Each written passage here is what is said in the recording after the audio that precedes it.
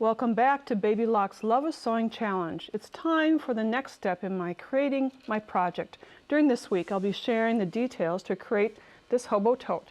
I know you'll be impressed with Baby Locke's needle cam and color sort, enabling me to do the embroidery that you see around the curve of the tote. So if you cut out your tote from last time using the Trace and Create Hobo Tote template, it will look something like this. And I used a heavier weight fabric, but if you didn't use a heavyweight fabric, be sure to add interfacing, fusible interfacing on the underside. And I basted 1 inch in black thread around the shape of the curve of the bag. This will come out later, but it's going to be used for placement. In my embroidery hoop, I have hooped Hydro Hold, a stabilizer. It isn't as wide as the largest hoop, so I just overlap 2 sheets and stitch them together.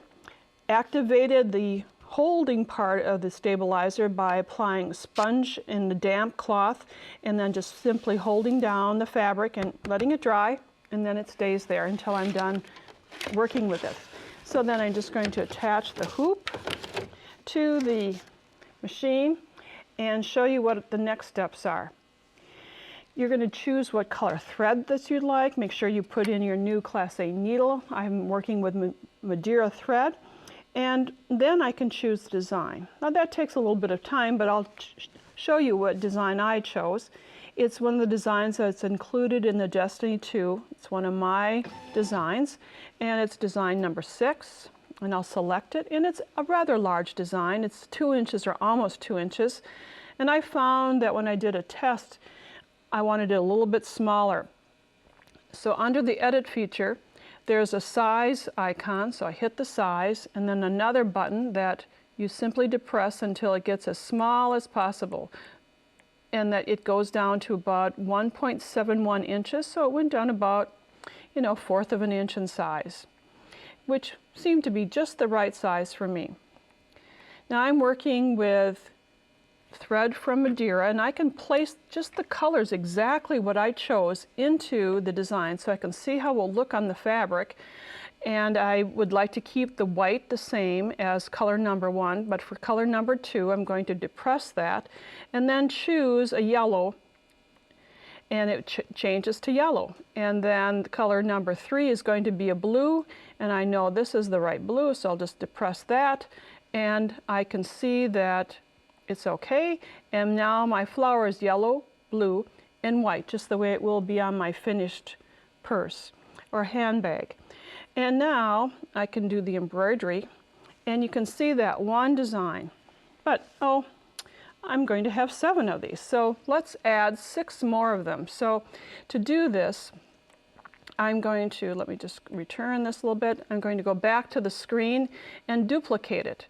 There's a duplicate button, so I'm going to add 6 more. 1, 2, 3, 4, 5, 6. So I have 6 designs in a row. Right now that doesn't look at all like this embroidery does, but it will in just a few minutes. Now I'm going to go back to embroidering, and I'd like to scan in the shape of my bag, the tote. So I'm going to hit the camera button, and now you're going to watch as we have movement, and we'll just let this move, and this is kind of fun. It will scan, the camera will scan the shape that's within the embroidery design.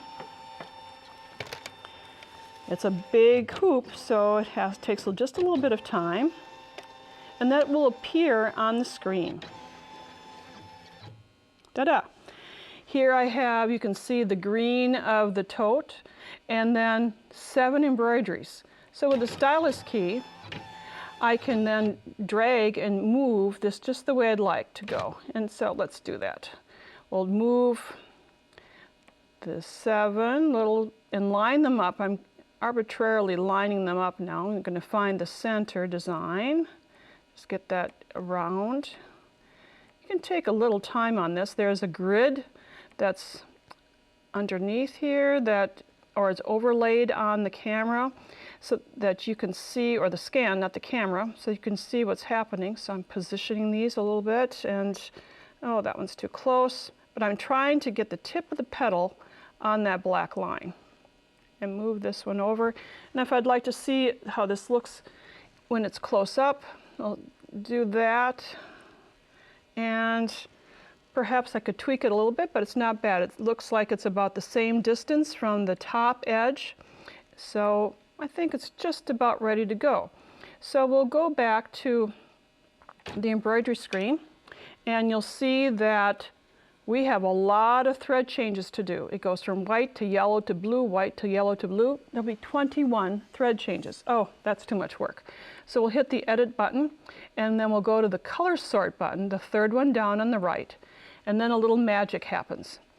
All the whites will be stitched at once, and all of the yellow threads, and then all the blues. So there'll only be 3 changing of the threads. Well, if you like what you see at this point, then you simply lower the presser foot and hit start. And depending upon the sequence that I put the embroideries in, that's the sequence that the center will be stitching. So this will take about 21 minutes to stitch, so we're not going to wait that long. But know that later this week, I'll be detailing on my blog the step-by-steps of how to assemble the tote together after I've done the embroidery. Then I'll be back with a final video giving you a special memento feature that will add the finishing touch to this tote. It's a free embroidery. By the way, be certain to go to the special website. Remember, that's babylock.com/Love of Sewing Challenge to check out what's coming up next in 11 weeks of this special event. Thanks for joining me. Bye for now.